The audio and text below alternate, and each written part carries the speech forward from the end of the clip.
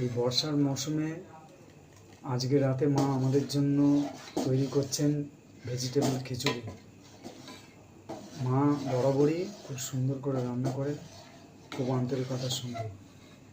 আজকে আমরা খুব আনন্দ করে এই খিচুড়ি খাবো।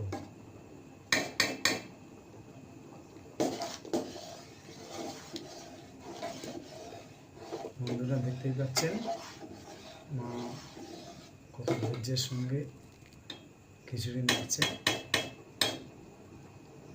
আমরা অধীর আগ্রহে বসে রয়েছি আজকে রাতে কখন খাবো।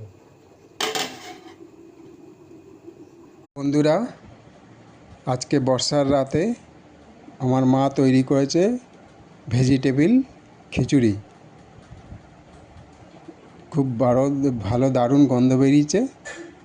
ওই কথায় আছে না, ঘ্রাণেই অর্ধভোজন, সেইটাই হচ্ছে আসল কথা।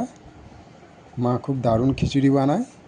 খিচুড়িতে আছে আলু, বিনস, গাজর, কুমড়ো, টমেটো দিয়ে খিচুড়িটা বানিয়েছে।